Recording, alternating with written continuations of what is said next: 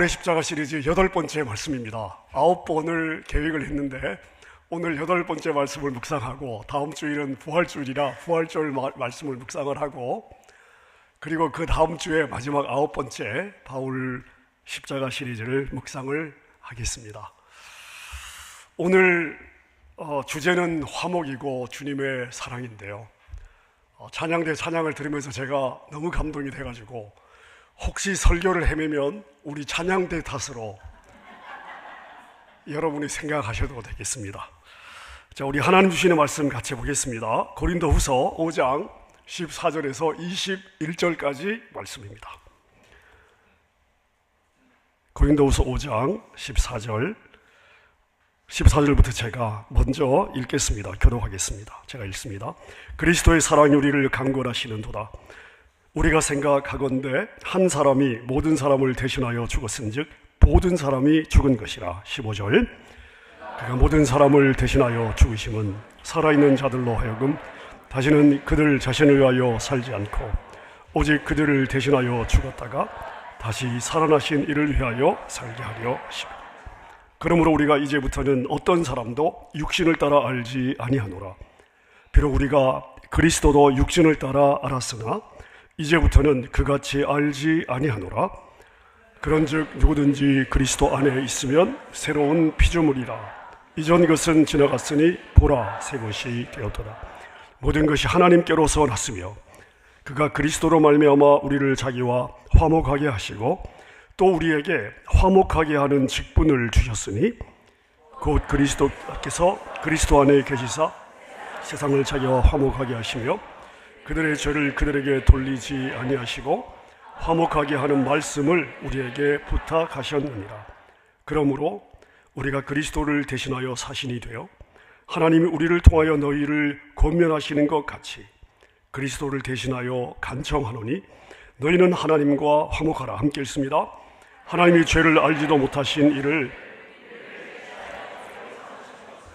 우리로 하여금 그 안에서 하나님의 의가 되게 하려 하심이라. 아멘. 아담과 하와가 죄를 짓고 불순종하고 죄가 이 땅에 들어오면서 우리 인류의 삶에 두 가지 치명적인 결과를 가져왔습니다. 첫째는 뭐냐? 우리의 삶에 결핍이 찾아왔습니다. 에덴 동산에서 아담과 하와의 삶은 결핍된 부분이 전혀 없는 모든 것이 충족되는 풍요한 삶이었습니다. 자, 에덴 동산에서 쫓겨난 이후에 아담과 하와의 삶에 노동하지 않으면 생존할 수 없는 결핍이 찾아왔습니다. 또 하나 중요한 치명적인 결과는 뭐냐? 모든 관계가 깨어졌죠. 아담과 하와와 하나님과의 관계가 깨어졌고 둘 사이의 관계가 깨어졌습니다. 자연과의 관계가 깨어졌습니다. 자, 결핍과 깨어진 관계가 이 죄의 가장 치명적인 결과이죠. 자, 아담과 하와 이후로 모든 인류의 역사는 관계가 깨어지는 소리로 가득한 역사라 할 수 있습니다. 그리고 오늘을 사는 저와 여러분의 삶에서도 이 죄의 영향력을 우리는 날마다 실감하며 살고 있습니다. 여러분의 삶을 한번 보십시오. 관계의 전쟁터라고 생각이 들지 않으십니까? 가장 가까워야 될 가족 간에 어렵습니다. 매일 얼굴을 마주 대하는 직장이 어렵습니다. 많은 경우에는요, 자기 자신과의 관계에서도 어려운 분들이 참 많습니다. 관계 회복을 위해 애를 쓰지 않는 것은 아니지만 애를 써도 돌아오는 것은 오해와 상처뿐일 때도 많이 있습니다. 세상은 이 문제를 해결하기 위해서 수많은 대화법을 우리에게 제시하고요, 많은 상담가들은 다양한 상담 기법을 우리에게 알려주고 있습니다. 자, 그러나 근본적인 해결이 되었다는 이야기는 우리는 어디에서도 듣기가 어렵습니다. 자, 왜 그럴까요? 여러분, 나무가 뿌리째 뽑혀 있는데 가지를 손본다고 그 나무가 살아날 수 있겠습니까? 하나님과 우리가 수직적으로 다 단절이 되어 있는데 여러분, 우리의 모든 지혜와 능력과 우리의 삶의 근원이 위로부터 내려와야 되는데 그 하나님과의 관계가 끊어져 있는데, 이 수직적 관계가 단절되어 있는데 어떻게 수평적 관계에서 우리가 잘 살아낼 수가 있겠습니까? 자, 그런데 이 뒤틀린 세상, 왜곡된 관계를 우리 하나님이 해결해 주신 방법이 뭐냐? 이게 바로 십자가예요. 십자가를 통해 하나님은 우리를 하나님과 다시 연결시켜 주셨고요, 그냥 단순히 연결이 아니라 화목한 관계로 회복시켜 주셨습니다. 여러분, 이 관계의 회복, 하나님과 이 화목한 관계로의 회복은 내 감정이 만든 것이 아닙니다. 내가 결단해서 만들어진 것이 아니에요. 내가 성숙해져서 된 것도 아닙니다. 십자가가 하나님과 우리의 관계를 연결하고 화목시켜 준 것입니다. 자, 오늘 본문의 주제가 화목이에요. 오늘 본문의 주제가 화목입니다. 자, 그런데 오늘 우리가 이 본문을 다루기 전에 바울 사도가 이 고린도 후서 지금 이 시점에 왜 이 화목이라는 주제를 고린도 성도들에게 강조하고 있냐? 이 본문의 배경이 있습니다. 자, 1세기 고린도라고 하는 도시는 굉장히 번창한 도시였습니다. 아주 무역이 왕성하고 돈이 몰리는 그러한 도시였습니다. 우상 숭배가 특별히 극심했고요, 따라서 도덕적, 성적으로 타락하기로 유명했던 도시입니다. 자, 바울이 이 도시에 들어가서 영적으로 암흑 같았던 이 어두운 도시에 들어가 예수 그리스도의 복음을 전하고 이곳에 하나님의 교회를 세웠습니다. 자, 그런데 한 7년의 세월이 흐른 후에 이 교회에 아주 심각한 위기가 찾아왔습니다. 성도들 사이에 나는 바울파다, 나는 아볼로파다, 나는 베드로파다, 아니다, 나는 예수파야. 자, 이렇게 교회를 찢어놓는 분쟁이 일어났습니다. 자, 그뿐만 아니라 고린도 교회 이 외부에서 들어온 이 거짓 교사들이 바울과 성도들의 관계를 이간시켰습니다. 아, 바울이 사도라고 예루살렘 사도들의 추천서가 있냐? 없지 않냐? 적어도 사도라면 좀 그래도 볼품은 좀 있어야 되는데 바울을 봐라, 너무 볼품이 없지 않냐? 말 주변도 없다. 어떻게 이런 사람이 사도일 수가 있느냐? 자, 이들의 이간질로 사도 바울과 고린도 성도들 사이에 깊은 신뢰 관계가 산산조각이 나버렸습니다. 자, 이러한 상황 속에서, 이러한 상처 속에서, 이러한 긴장 속에서 바울 사도가 지금 오늘 이 글을 적고 있습니다. 하나님과 인간 관계뿐만 아니라 자신과 고린도 성도들 간의 관계, 그리고 교인들 상호 간의 관계 회복을 호소하기 위해서 피를 토하는 심정으로 적은 글이 바로 이 화목이라고 하는 주제를 담은 오늘 본문의 말씀입니다. 오늘 본문에는 중요한 단어들이 많이 있는데요, 여러 중요한 단어들이 어느 본문보다 많이 들어 있습니다. 그 단어들이 오늘 본문의 메시지를 이끌고 있는데요, 자, 이 단어들을 중심으로 본문의 메시지를 하나씩 보겠습니다. 자, 먼저 14절의 말씀입니다. 14절, 그리스도의 사랑이 우리를 강권하시는도다. 이렇게 바울 사도가 고백하고 있습니다.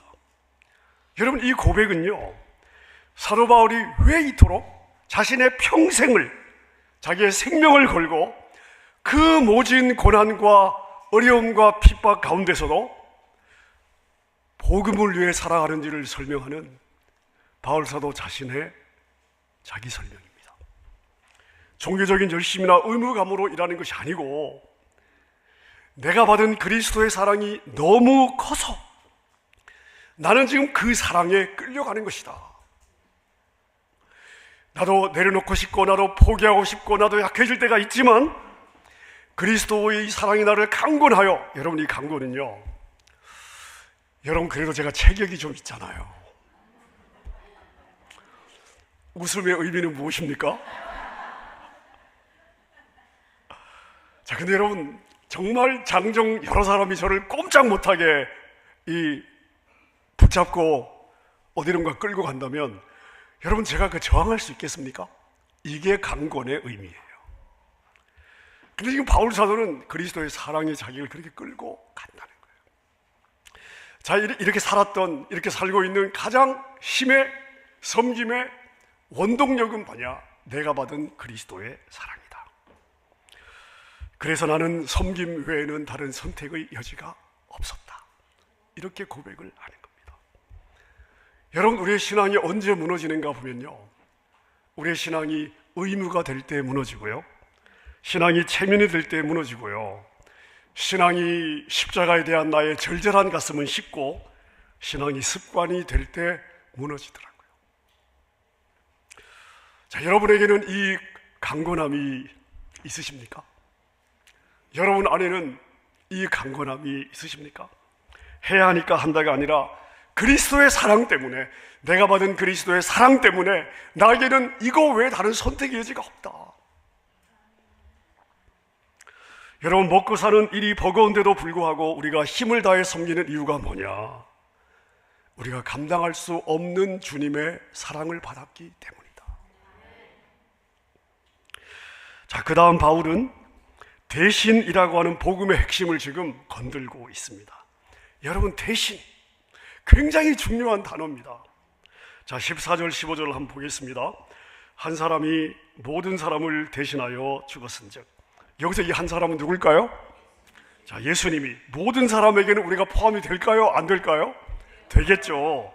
자, 예수님이 모든 사람을 대신해서 죽었은즉 모든 사람이 예수님과 함께 죽은 거예요. 그가 모든 사람을 대신하여 죽으심은, 자, 여러분, 오늘 본문에서 강조되고 반복되는 여러 단어가 있는데요, 그 중에 하나가 이 대신이라고 하는 단어입니다. 여러 번 반복해서 등장을 하고 있습니다. 내가 죽어야 되는 자리에 예수님이 대신 죽으신 거예요. 여러분, 우리가 이 사랑을 받았다면, 여러분, 우리가 작은 사랑은요 그냥 넘어갈 수 있습니다. 자, 그런데 내가 지금 죽게 됐는데요, 내 진짜 이 생명이 지금 이 생명의 위기 앞에서 누군가가 나를 대신해서 죽음을 면하게 해준 것이 아니라 자기가 대신해서 죽었습니다. 자, 그렇다면 우리가 이 사랑을 받고 어떻게 살아야 되겠습니까? 그걸 지금 15절 하반절에서 바울 사도가 이야기를 하는 거예요. 오직 그들 대신하여 죽었다가 다시 살아나신 이를 위하여 뭐하게 하려 함이라? 살게 하려 함이라. 여러분, 누군가가 나 대신 죽어 주었다면 내가 그 사람의 삶을 살아 드려야 될 의무가 내 안에 생기지 않겠습니까? 그게 사람의 도리가 아니겠습니까? 그런 은혜를 받고 내가 그 사람과 아무런 관계가 없는 것처럼 산다면 여러분, 인간이 아니죠. 자, 그래서 십자가는 죄 용서함을 받는 사건으로 끝나지 않습니다. 여러분, 십자가는 반드시 우리 안에 어떤 결단을 만들어 내야 되냐면 주인을 바꾸는 결단을 만들어 내야 되는 거예요. 십자가는 내 삶의, 내 인생의 주인이 바뀌는 사건이에요. 나를 위해 사는 삶이 아니라 나를 위해 죽어주신 분을 위한 삶, 주인이 바뀌는 사건, 이게 바로 십자가 사건입니다. 자, 그 다음 17절을 보면 우리가 잘 아는 아주 유명한 말씀이 있습니다.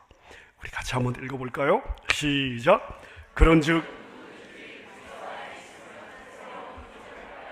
이전 것은 지나갔으니 보라, 새 것이 되었도다.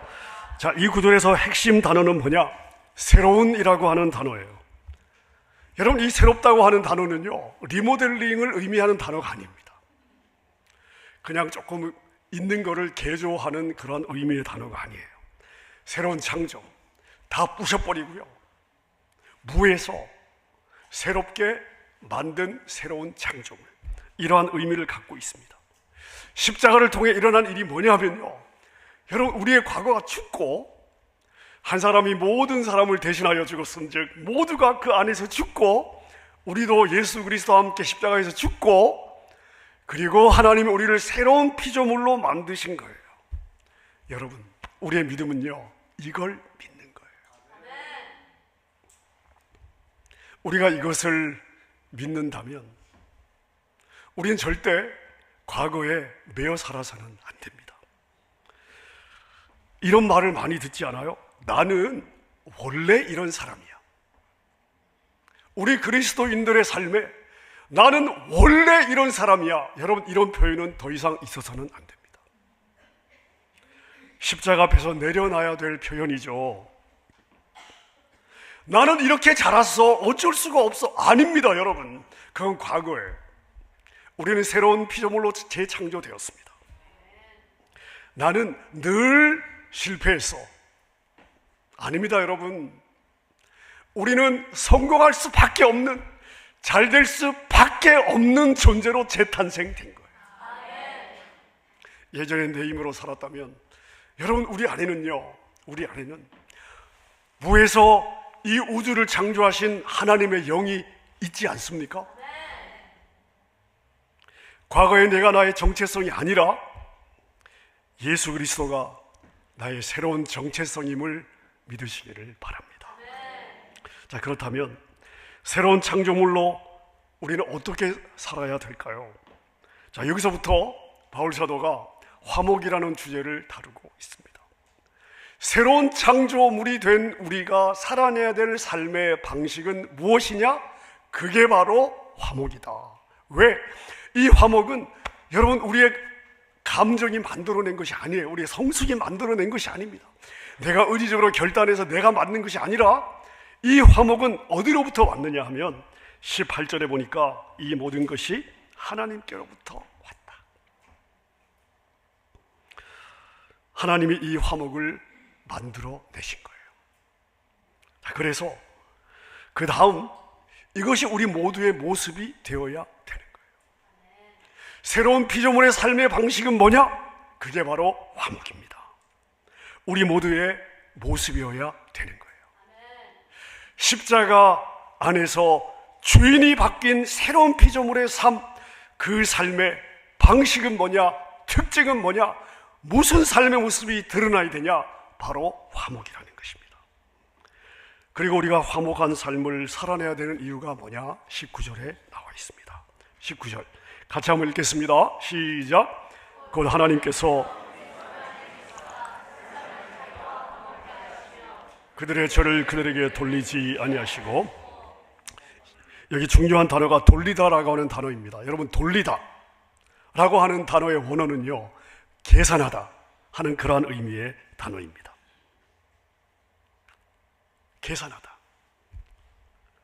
자, 근데 그들의 죄를 그들에게 돌리지 않았다. 그러면 어떤 의미가 되겠습니까? 죄는 내가 지었어요. 내가 지은 죄의 형벌을 내가 치러야 되잖아요. 자, 그런데 하나님께서 그 계산을 나랑 안 하셨다는 거예요. 내가 지은 죄이고 내가 치러야 될 죄의 대가인데, 내가 받아야 할 죄의 형벌인데, 하나님이 그것을 나랑 계산 안 하시고요, 누구랑 계산하셨다는 거예요? 예수님과 계산하셨다는 겁니다. 여러분, 이게 복음인 줄로 믿습니다. 여러분 생각해 보세요. 하나님이 내 죄를 나랑 계산하셨으면 소망이 있었겠어요? 바로 지옥행 아니었을까요? 자, 근데 죄는 내가 지었는데 하나님은 누구와 계산하셨느냐? 예수님과 계산했어요. 예수님께 내 죄의 책임을 물으신 것입니다. 여러분, 그래서 이게 복음이고 이게 우리에게는 은혜인 줄로 믿습니다. 자, 그럼 보세요. 내 죄를 예수님과 계산했습니다. 그래서 나는 살아 있습니다. 자, 그러면 내가 이제 누구를 위해 살아야 되겠습니까? 예수 그리스도, 아까 저희가 15절 살펴본 것처럼 오직 그들을 대신하여 죽었다가 다시 살아나신 그 분을 위하여 살게 하려 하십니다. 하나님이 우리의 죄를 우리와 계산하지 않으시고 예수님에게 우리의 모든 죄를 돌리셔서 죄의 형벌을 십자가에서 지게 하신 이유가 뭐냐 하면, 우리로 하여금 그 예수를 대신하여 살게 하기 위해서. 여러분, 그래서 우리의 삶은 어떤 삶이 되어야 되냐 하면 20절을 한번 보십시오. 그러므로 우리가 그리스도를 대신하여 무엇이 되었다고요? 사신이 되었다. 사신이 뭐예요? 죽음의 사자예요? 그리스도를 대신하여 대사, 엠베서더. 미국은 미국을 대신하여 세계 각곳에 대사를 파송하지 않습니까? 그럼 그 대사는 본국의 훈령을 받아서 각 나라 입장에서는 이 대사가 미국의 메신저예요. 그죠? 자, 그 다음에 이 대사가 전하는 이야기는 이 나라의 메시지가 되는 것이죠. 하나님이 우리를 살리신 이유가 뭐냐 하면요, 우리를 예수 그리스도의 메신저로 삼기 위해서. 저와 여러분은 예수님을 보여주는 예수님의 메신저로 부르심을 받았다. 아멘입니까? 자, 그러면 여러분이 삶에서 보여주어야 될 메시지는 무엇일까요? 예수의 메신저로서 이 땅에 여러분께서 말해야 될, 보여줘야 될, 그 삶에서 드러내야 될 메시지는 무엇이냐? 자, 그게 바로 20절의 말씀입니다. 우리 같이 한번 읽겠습니다. 시작.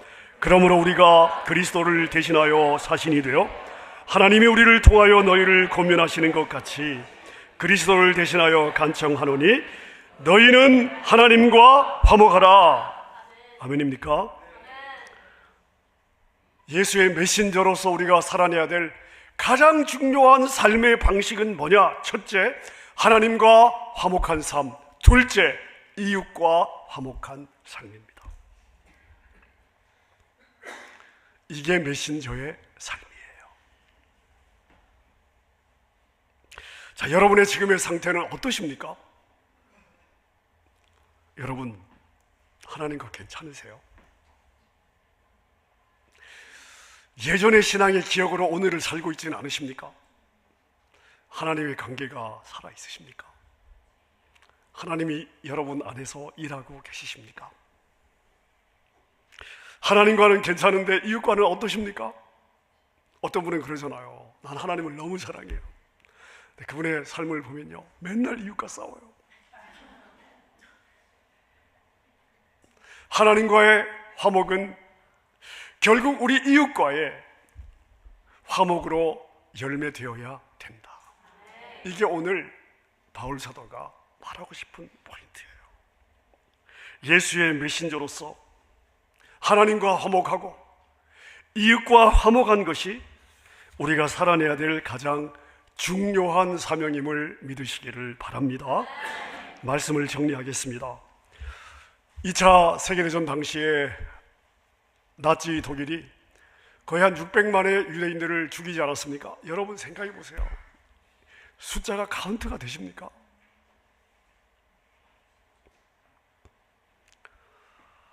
자, 그런데 9.4일생으로 전쟁이 끝나면서 9.4일생으로 이 수용소에서 살아남은 소수의 사람들이 있었습니다.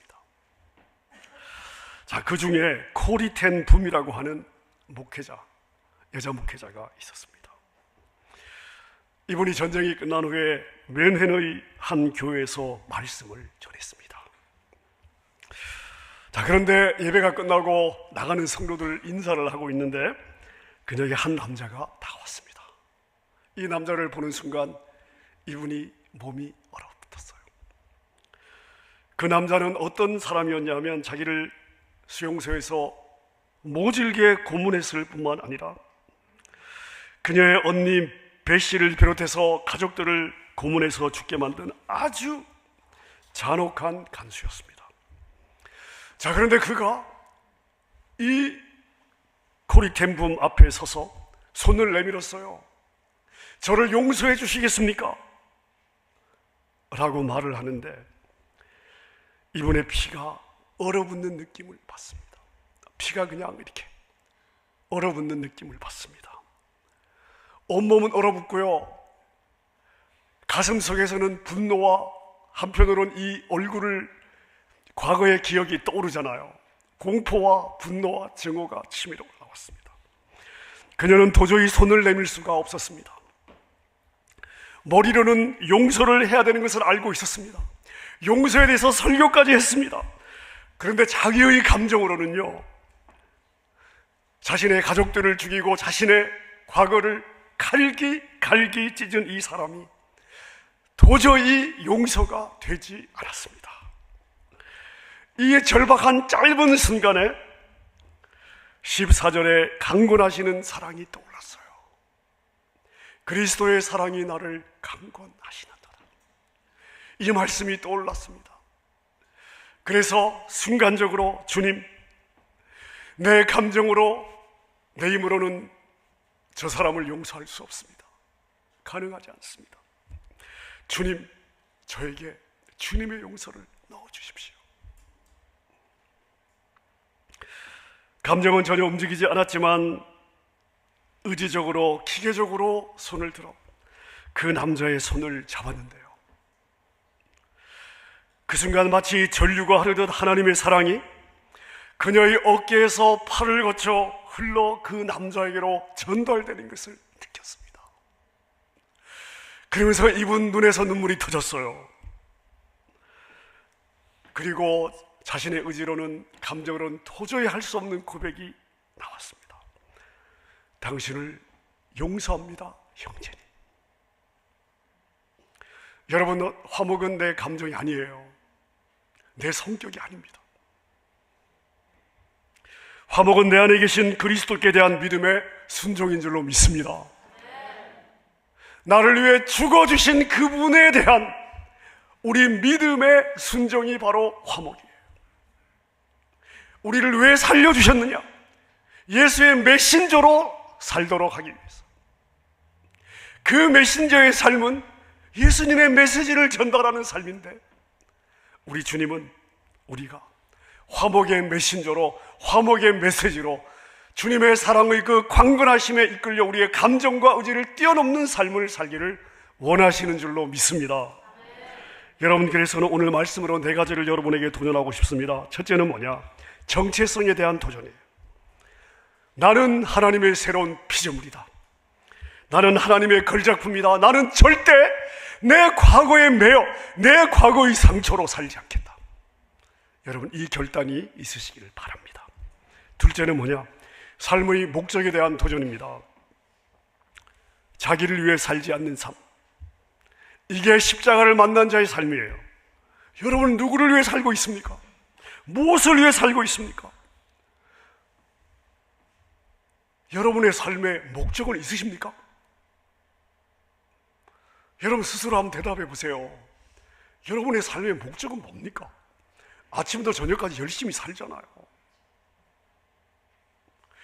여러분의 삶의 목적이 생존이라면 하나님을 알지 못하는 자들과 무슨 차이가 있습니까? 여러분의 삶의 방향은 있으십니까?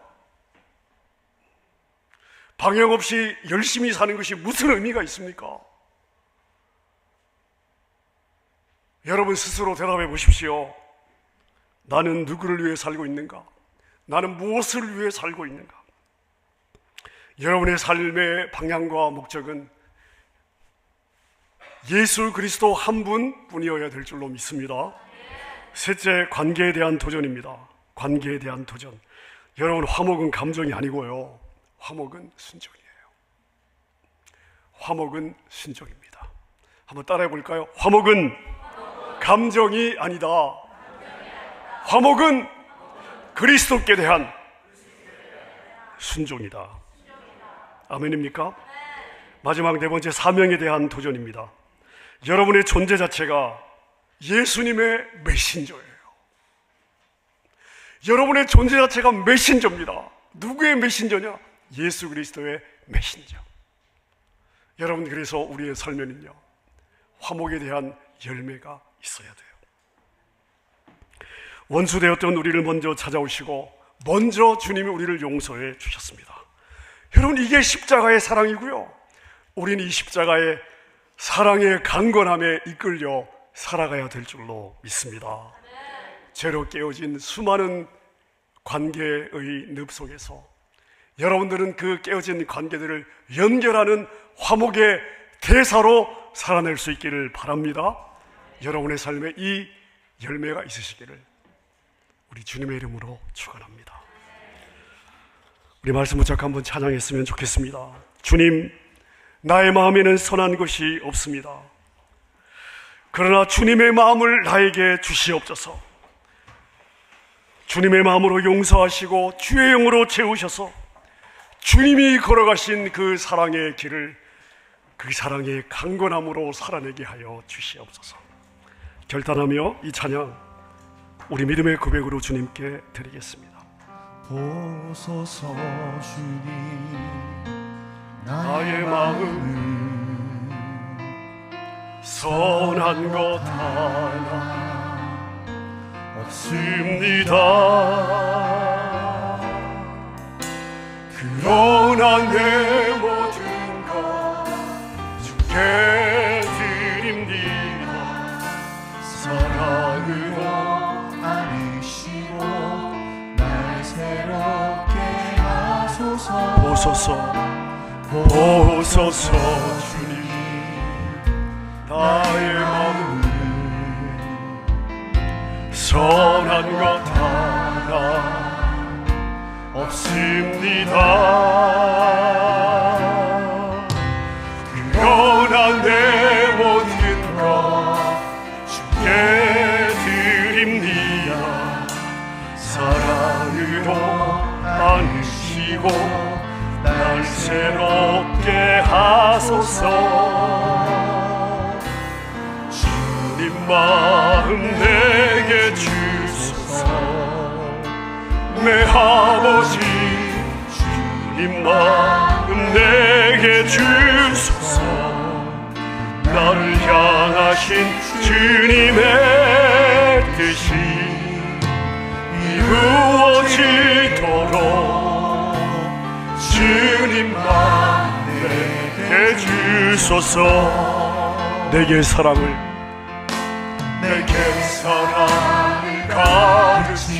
가르치소서. 당신의 마음으로 용서하게 하소서. 주의 성령 내게 채우사 주의 길 가게 하소서. 주님 당신 마음 주소서. 주의 성령 내게 채우사 주의 길 가게 하소서. 주님 당신 마음 주소서. 주님 마음 내게 주소서. 내 아버지 주님 마음 내게 주소서. 나를 향하신 주님의 뜻이 이루어지도록 주님만 내게 주소서. 주님 마음 내게 주소서. 주님 마음 내게 주소서. 내 아버지 주님 마음 내게 주소서. 나를 향하신 주님의 뜻이 이루어지도록 주님만 내게 주소서.